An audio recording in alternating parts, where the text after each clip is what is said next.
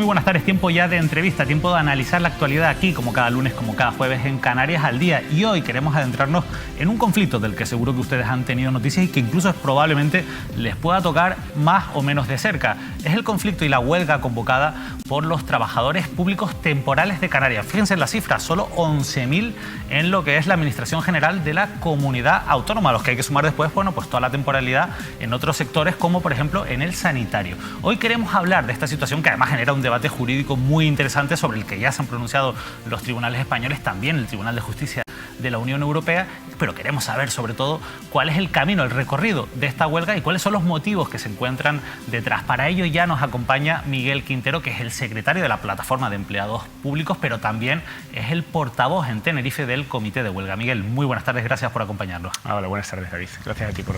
Gracias por estar con nosotros, porque además esto es un asunto que genera mucho debate y que afecta a muchas personas en Canarias directa e indirectamente, y sin duda afecta a algo que es muy importante, que es la función pública.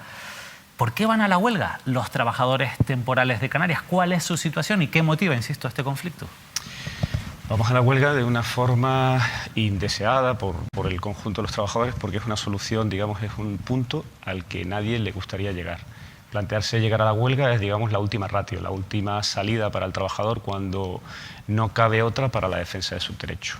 Hay un problema, un serio problema, un problema muy grave de abuso de temporalidad en las administraciones públicas españolas, en las Canarias en general, en todas las administraciones canarias y en particular en nuestro caso en la Administración de la Comunidad Autónoma de Canarias.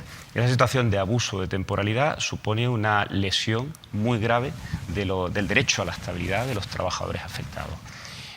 Como la Administración en su acción política a lo largo de este último año de gobierno ha decidido poner en peligro la seguridad en el empleo de todos estos trabajadores y no ha negociado ningún procedimiento para dar solución con garantías y con respeto a la legalidad europea al abuso de temporalidad de los trabajadores, no ha dejado otra opción que ir a la huelga a nuestro colectivo. Hay gente que se pregunta, bueno, ¿por qué ahora, si además esto es un conflicto enquistado desde hace muchos años, por qué ahora que además estamos, bueno, pues en una situación tan anómala con esta pandemia que estamos padeciendo?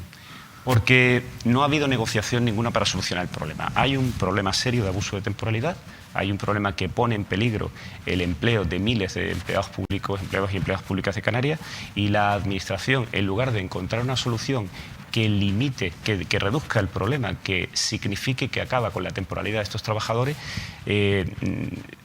cumpliendo con las normativas eurocomunitarias y con la sentencia 19 de marzo del Tribunal de Justicia de la Unión Europea, saltándose precisamente ese tipo de ordenamiento jurídico, lo que hace es caminar con una hoja de ruta que llevará al despido o llevaría al despido a miles de empleados públicos. Como decía que no iba a frenar en ese empeño, no había ningún tipo de cauce negociador, no había ningún tipo de aproximación a una solución, los trabajadores nos vimos, la representación de los trabajadores se ve obligada a defender este derecho de la única forma que le cabe en este momento. La falta de voluntad es enorme. La falta de voluntad no solo viene manifestada por la actitud de desprecio a la negociación en los órganos formales de negociación, sino también por la inobservancia del exhorto del Parlamento de Canarias en una PNL para que en la solución del problema tengan en cuenta esos parámetros jurídicos que le obligan a considerar la importancia de la sentencia y la importancia de la directiva eurocomunitaria. Al final, Miguel, estamos hablando de una masa bastante heterogénea y también que ha conseguido el acceso a la función pública de una manera o de maneras distintas. ¿Cuántas personas, no sé si se puede computar, han entrado por lo que podemos decir la puerta de atrás en la que no han participado en ningún concurso oposición y cuántas sí que han entrado tras ese concurso oposición pero que después al final han conseguido, bueno, pues esa plaza que tienen a raíz de este abuso de la temporalidad? Hombre, yo no diría entrar por la puerta de atrás. Yo creo que esto nos lleva siempre al debate y a la opinión esta generalizada un poco sobre esta mala visión que tiene el funcionario y que se pone de manifiesto en algunas declaraciones de algunos políticos e incluso algunos sindicatos, que dicen que este colectivo que hoy no tiene fijeza en el trabajo ha entrado por la cara. No, por la cara no se ha entrado. A la Administración nadie va caminando por la calle y decide sentarse en un puesto de la Administración y se sienta. Siempre ha habido algún procedimiento iniciado por la Administración, empezado por la Administración, que da como resultado que un trabajador pase a desempeñar una función pública. Durante estos 25 años, la Administración ha instado procedimientos para incorporar efectivo. Cuando la Administración ha instado procedimientos, los que sean, para incorporar efectivos a la función pública, no es el trabajador, no es el efectivo el que decide cuál es el procedimiento por el que tiene que pasar, es la Administración el que pone las condiciones de acceso. Y es la Administración quien, estableciendo las condiciones de acceso, ha puesto estas o las otras.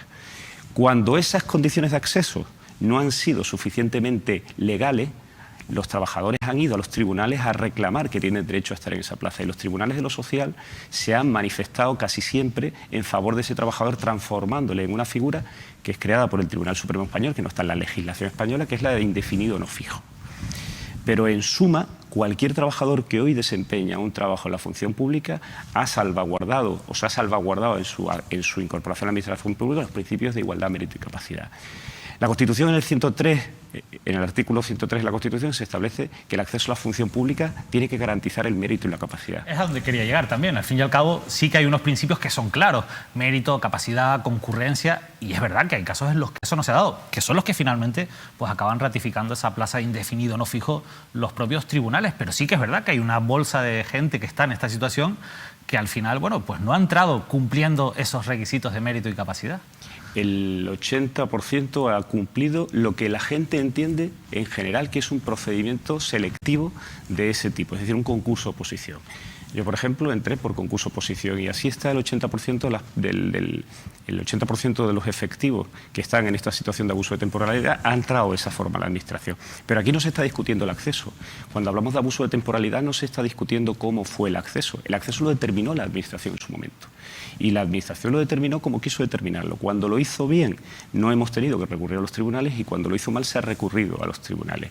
El abuso de temporalidad no se produce por el acceso, el abuso de temporalidad se produce porque esa persona está en ese puesto de trabajo más allá de lo que permite la ley. Hay un fraude de ley en la contratación del empleado público, de la empleada pública, cuando la Administración se salta la ley. La ley dice que durante ese plazo no puede sobrepasar los 3 años, y la Administración nos tiene una media de 20 años en esa situación. Eso es interesante porque consolidar a través de la fijeza de esos puestos de trabajo de los que estamos hablando, ¿no sería también, en cierto modo, consolidar ese fraude de ley en la práctica? No, sería resolverlo, porque el fraude lo ha cometido la Administración, no el trabajador. Es la Administración la que abusa del trabajador, es el trabajador el que está en fraude. El abuso consiste, en el abuso hay que distinguir dos partes: el que es abusado y el que abusa. El trabajador es el que ha sido abusado y la Administración es quien abusa. Cuando hay que resolver el fraude, no se puede resolver sancionando al abusado. Si la Administración sanciona al abusado, está abusando doblemente de la persona. Y eso es lo que prohíbe el derecho europeo. El derecho europeo lo que hace es, la directiva eurocomunitaria lo que hace es decir que no se puede discriminar en el empleo público y en el empleo privado este tipo de cosas. Es decir, que los mismos derechos que tiene el empleado privado, el empleador privado, los tiene que tener el empleado público.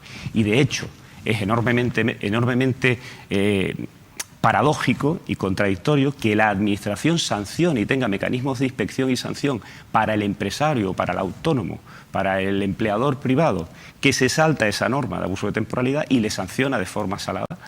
Y precisamente porque existe esa sanción no se abusa en la empresa privada, y sin embargo sea la Administración, sean las administraciones públicas las que abusan sistemáticamente de esa situación durante 20 años y carezca de mecanismos de sanción que le permitan ser sancionados por abusar de los trabajadores. Es que no podemos aceptar que se abuse del trabajador continuamente. Es muy interesante esa sentencia de marzo que comentaba usted del Tribunal de Justicia de la Unión Europea, porque sí que recrimina por completo la actitud que han tenido, en este caso, las administraciones españolas con el fomento de ese abuso de la temporalidad. Incluso reconoce el derecho a indemnizar ese abuso y ese daño que se ha generado a los trabajadores públicos, pero también es verdad que esa sentencia, que al final también, bueno, pues se apoya mucho en el dictamen que elaboró en su momento la abogada general del Tribunal de Justicia de la Unión Europea, con respecto a esto por lo que le preguntaba, lo de si la fijeza puede ser o no la solución para consolidar quizás un fraude de ley. Usted decía que no, que en todo caso sería la solución. Yo le voy a leer una frase de ese dictamen de la abogada que me gustaría comentar con usted. Decía ella sobre si se aplicara la fijeza como la solución obligatoria por parte de las administraciones o de los tribunales españoles, tendría graves consecuencias, decía la abogada general de la Unión Europea, graves consecuencias para el acceso a la función pública en su conjunto, y pondría seriamente en cuestión el objetivo de los procesos de selección. Claro, ahí es a donde quiero llegar yo. Esto, en cierto modo, ¿no comprometería el derecho que también tienen otras personas a acceder a esas plazas a través de unos procesos de selección abiertos y de libre competencia? Tienen el mismo derecho que nosotros a consolidar. Es decir, Cualquier ciudadano tiene sus derechos, no son derechos que colisionen. El derecho de acceso a la función pública no colisiona con el derecho a ser reparado en el abuso de temporalidad. Son situaciones completamente distintas y no se tienen por qué entenderse que colisionan entre sí. Pero la reparación sería la indemnización en este caso. No necesariamente. La indemnización sería una posible solución que esboza la sentencia del Tribunal de Justicia de la Unión Europea, y la otra es la fijeza. La otra es un procedimiento de fijeza. La sentencia del Tribunal de Justicia de la Unión Europea dice que los procesos precisamente no pueden ser de libre concurrencia, porque si son de libre concurrencia no garantizan un resultado previsible y cierto de estabilidad para el trabajador, que tiene que ser reparado en lo que consiste la infracción de abuso de temporalidad.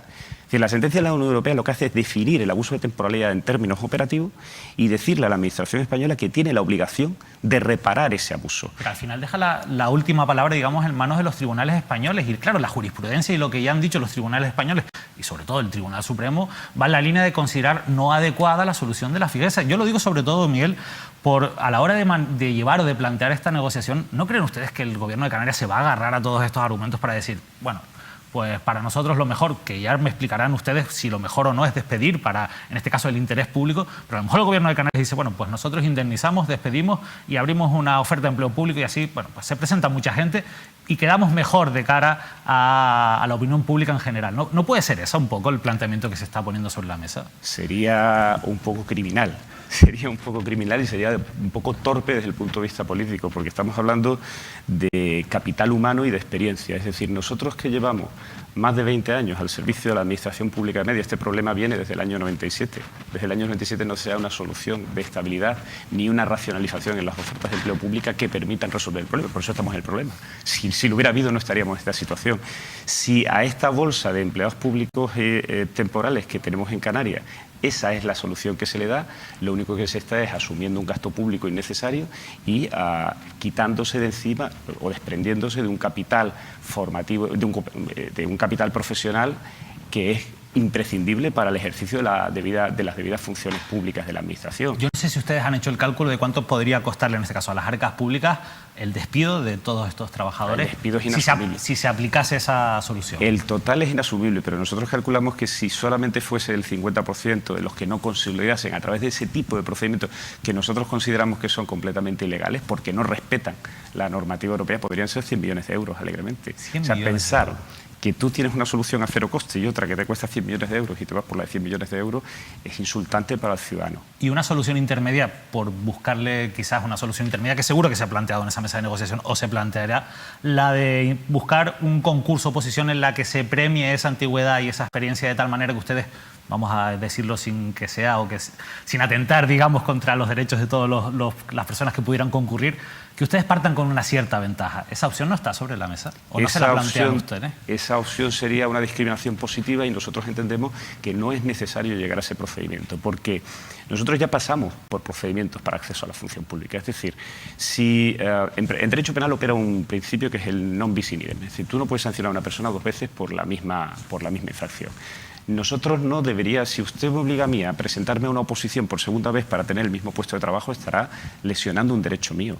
Es decir, me parece completamente, no sé cuál sería la palabra, me parece inoportuno que teniendo la oportunidad de resolver por la vía más económica y por la vía más garantista un problema, se recurra a una opción que lesiona, causa problemas y genera gasto. Desde el punto de vista político no sería comprensible para mí, por lo menos. La realidad es que ustedes han convocado una huelga, hay bastante unidad dentro del colectivo, sin embargo sí que es verdad que en los primeros días hemos visto pues un baile de cifras entre lo que dicen las fuentes oficiales y lo que dicen ustedes como organización. ¿Realmente están contando con el apoyo en la práctica, digamos, de todo el colectivo? Sí, desde el punto de vista de la comprobación inmediata, práctica, fáctica de qué compañeros están en huelga, nosotros decimos que sí, claro, radicalmente. Es decir, si tú ves en la calle en Santa Cruz de Tenerife 500 personas y 500 en Gran Canaria, ya tienes 1000 personas. Es decir, eso se aleja muy radicalmente de las cifras que da la Administración. La Administración no tiene capacidad técnica, o sea, la metodología para calcular, para saber quién ha ido a la huelga en 24 horas, la Administración no tiene una metodología que le permita obtener ese dato en 24 horas. Le pongo un ejemplo. Hoy, personas que han ido a la huelga y han fichado huelga han cobrado su nómina. Y no han cobrado su nómina porque tengan derecho a cobrar esos 2 días que estuvieran en huelga, sino porque la Administración no ha sido capaz de calcular que esas 2 personas estaban en huelga. Y han pasado días. Es decir, la Administración no tiene capacidad. De hecho, ahora se están poniendo en marcha mecanismos de comprobación para saber a día de hoy quién fue a la huelga el primer día de huelga, el día 11. Y sin embargo, el primer día, a las 24 horas, ya lanzaron un dato. Y se está sustituyendo, digamos, a esos trabajadores, porque al final, hombre, 11.000 personas que no estén trabajando en la función pública se tendrá que notar de alguna manera. No se puede sustituir, Claro. sería un atentado contra el derecho de huelga, ¿No hay unos servicios mínimos? Sí, hay unos servicios mínimos y se están cumpliendo. Es decir, se dictaron unos servicios mínimos, los servicios mínimos se negociaron, quiero recordar, el 4 de diciembre, el 4 de enero, hubo una reunión para negociar servicios mínimos, el comité de empresa, creo que ya lo dije en otra ocasión en esta misma canal, no puso ningún impedimento para la petición de servicios mínimos a la Administración, se negociaron, se establecieron y se cumplen. ¿Cómo está haciendo la negociación? Esta es una parte que también ha generado algunos titulares en el sentido de que hemos visto cómo ustedes piden que no sea la directora general de Función Pública, Laura Martín, quien se sienta a negociar, sino que quieren que se siente Julio Pérez, el consejero, en este caso de Presidencia. ¿Por qué? ¿Por qué esta decisión? ¿Cuál sería la negociación? Sería la primera parte de la pregunta. Sí, sí, exacto. Me pregunto yo cuál es la negociación, pues no ha habido negociación. Es decir, no ha habido negociación. No ha habido negociación. El presidente del Gobierno, el señor Ángel Víctor Torres, dijo el lunes en Radio Nacional de España que la solución a este problema, por cierto, que en sus declaraciones reconocía el abuso, en su parte de la propia palabra dice, reconocemos que se ha hecho mal durante 20 años. Lo dice así literalmente. Hombre, es no reconocerlo también. Pues entonces está reconociendo el abuso. Define el abuso y lo reconoce. Pues, en fin, es un punto de comienzo. Él reconoce además que la negociación es obligatoria, es que la negociación, nos tenemos que sentar a negociar para encontrar una solución, pero a día de hoy no ha habido comunicación alguna en esa dirección. Es decir, a día de hoy el Gobierno de Canarias no se ha dirigido al comité Pero no de hay huelga. unos plazos que también se tienen que cumplir a la hora de constituir, Hombre, en este caso, la mesa de la negociación y demás. Cuando uno tiene un problema tan grave, nosotros presentamos el preaviso de huelga a mitad de diciembre. Yo creo que desde el momento en que los trabajadores presentan el preaviso de huelga, se le da la oportunidad al Gobierno de llamarlos a negociar y evitar la convocatoria de huelga o la convocatoria de paros inmediatos cuando sabe cuándo van a ser los paros, que van a afectar a servicios a los ciudadanos. Sin embargo, no ha habido ese tipo de llamada. A la segunda parte de su pregunta, sí. Es verdad que la directora general sí que se ofreció a negociar con nosotros y nosotros dijimos que no, pero dijimos que no con los debidos respetos a la persona de la directora general, no por ella, sino porque el rango de director general no tiene la capacidad de decisión política que hace falta para negociar las cosas que están sobre la mesa. Entonces, entendemos que quien tiene capacidad política para decidir sobre el conjunto de reclamaciones que están en el preaviso de huelga, tiene que ser el consejero, tiene que ser una persona que se siente en el Consejo de Gobierno, tiene que ser el Gobierno el que decida sobre el tema. ¿Cómo está afectando a los servicios públicos, que lo comentaba usted un poco en su respuesta ahora, esta huelga de momento? ¿Ustedes están notando que está siendo efectiva en esa parte, es decir, en afectar a los servicios públicos? Al final es objetivo de toda la huelga también es que se note, ¿no? Si no, pues poca presión van a hacer. Pues nosotros creemos que sí está afectando a servicios públicos esenciales. Los días de paro, nosotros hemos sido muy sensibles a la hora de definir qué días son de paro para intentar evitar precisamente al máximo cualquier tipo de lesión al ciudadano. Hemos establecido 2 días de paro mensuales que son bastante razonables para que el Gobierno tome nota de cuáles son los servicios que se ven afectados y se ven afectados servicios. Es verdad que si no hay voluntad negociadora, si seguimos en este pulso de no sentarse a negociar con el comité de huelga, en esta situación la huelga se va a recrudecer. Es decir, no solamente recrudecer ampliando posiblemente los días, sino decidiendo paros indefinidos en determinados servicios.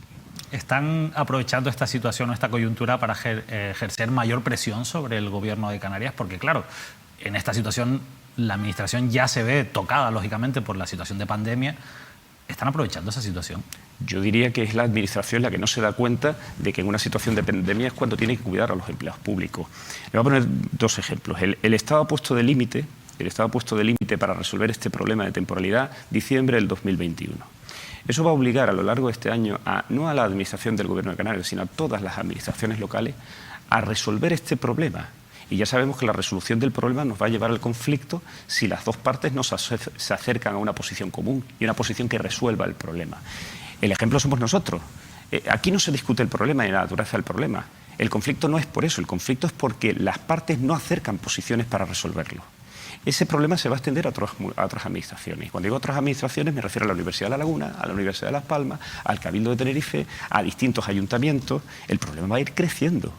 Cuanto antes se resuelva el problema en la Comunidad Autónoma de Canarias, cuanto mejor se resuelva el problema en la Comunidad Autónoma, vamos apagando fuegos que se pueden ir provocando en otras administraciones. Eso es importante porque yo creo que también hay muchos trabajadores en esa situación que no están solos, lógicamente no dependen solo de la Comunidad Autónoma, pero ¿hasta qué punto se va a tomar una solución, la que sea, que será uniforme tanto para la Comunidad Autónoma como para el resto de administraciones? Pero yo voy más allá. ¿Hasta qué punto no se va a marcar, digamos, una línea coherente de una decisión que emane del Estado y que sigan pues todas las comunidades autónomas que se ven afectadas? Pues esa es una buena pregunta. Lo que pasa es que no sería yo el que la tendría que resolver. No, lo sé, pero bueno, ya que estamos conversando sobre esto... A ver, hoy ha habido un cambio de ministerio donde la ministra Carolina Darias ha tenido un año para intentar encauzar el problema y resolverlo, y lo que ha hecho es enquistar más el problema, es decir, aumentar el conflicto. Si el ministerio hace un año hubiese tomado con valentía la decisión de llevar al Parlamento una solución para este problema en clave europea, es decir, aquí el problema, la solución tiene que venir en clave europea. Es decir, no podemos estar en estándares o estar exigiendo estándares europeos para integrarnos y para recibir fondos cuando luego no tenemos la decencia de asumir que el derecho europeo tiene primacía sobre el derecho español. Eso está en el fondo de la cuestión. Cuando esto no se pretende, cuando esto no se afronta con la debida valentía política, lo que tenemos es un año enquistado el problema. O sea, el Gobierno del Estado ha perdido un año para resolver este problema. Y el Gobierno de Canarias no ha hecho nada durante ese año. Ahora alargan el plazo al 2001. Nos preguntamos, ¿va a haber voluntad política en el Estado para resolver esto? ¿Han tenido iniciativas en el Parlamento instadas por otros grupos políticos? ¿Hay grupos políticos que han instado propuestas de solución para este problema en la anterior Ley de Presupuestos Generales del Estado? ¿Han intentado que se modifique el Estatuto Básico del Empleado Público para resolver el problema y que no haya conflicto? ¿Se refiere a una PNL del PNV en concreto? Me refiero a la PNL del PNV, que luego se transformó en una enmienda a los presupuestos. Me refiero a tantas oportunidades. Si en el fondo la actividad parlamentaria está para hacer normas y las normas están para resolver problemas. Es decir, si tienen la capacidad para hacer normas, y esa la tienen los órganos legislativos, porque no resuelven un problema que se les viene encima en el plazo para evitar que el problema se complique. Como no lo han hecho, el problema se está complicando. También el Gobierno de Canarias, un poco leyendo las pocas declaraciones que ha hecho sobre este asunto, porque la verdad es que hay muy poca información oficial por parte del Gobierno de Canarias, que de momento está eludiendo bastante el conflicto. Sí que se habla de un acuerdo alcanzado hace algunos años con los sindicatos que planteaba la solución a través de las ofertas de empleo público. Y yo quería preguntarle por los sindicatos. ¿Qué pasa? ¿Qué pasa con esos grandes sindicatos, vamos a llamarlos así, o los sindicatos que todos conocemos como los mayoritarios, que no están en la misma sintonía que, en este caso, la mayoría de los empleados públicos temporales? Pues eso me pregunto yo también. Es decir, el gran problema de este problema se da, entre otras cosas, porque no forman parte de la solución, sino se hacen formar parte del problema. Quiero decir, si estos tres sindicatos de los que hablamos se sentaran a negociar una solución respetando escrupulosamente el derecho europeo y el derecho de los trabajadores, no estaríamos en este problema. Es decir, cuando cualquiera de estos sindicatos se avenga a defender realmente el derecho de los trabajadores que están en abuso de temporalidad, es decir, lo primero que tienen que hacer esos sindicatos es decir, los trabajadores están en abuso de temporalidad y la función de un sindicato es defender el derecho de los trabajadores, no la lesión de derechos de los trabajadores. Por lo tanto, si quieren formar parte de la solución, han tenido tiempo para hacerlo y tendrán tiempo para hacerlo. Formen parte de la solución, no formen parte del problema y el problema se resolverá muy rápido. Lo que ocurre es que eso no ha pasado así. Es decir, el problema, entre otras cosas, es porque eso no ocurre.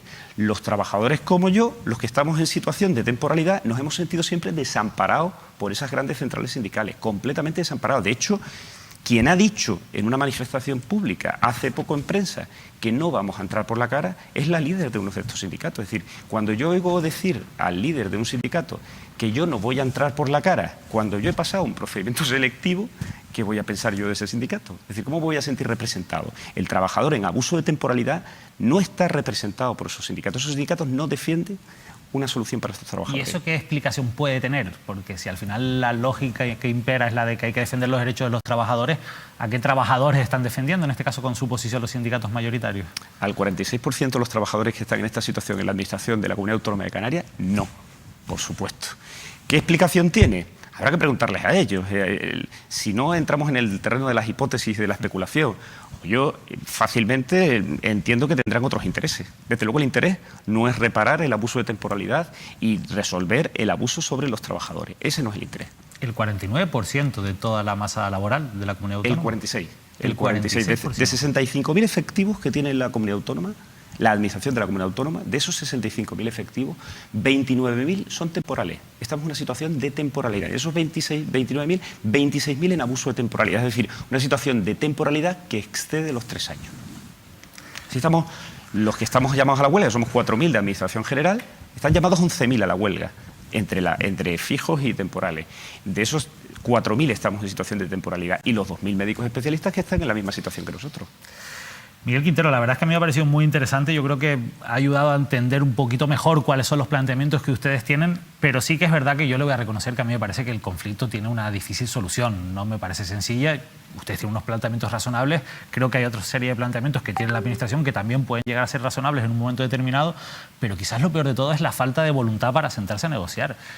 Para terminar, Miguel, ¿usted cree que hay posibilidad de llegar a un acuerdo o que aquí se va a imponer, en este caso, lo que decía la Administración y al final esto se va a acabar intentando resolver en los tribunales? Yo espero que haya voluntad de acuerdo. Es decir, lo espero como afectado y lo espero como ciudadano, porque es que el acuerdo y la solución va a desenquistar un problema que tiene paralizada la Administración. El propio consejero ha dicho repetidas veces que este es el problema más grave que tiene la Administración Pública de Canarias. Si este es el problema más grave, ¿por qué llevamos desde el 15 de diciembre sin sentarnos o sin ser llamados a la negociación?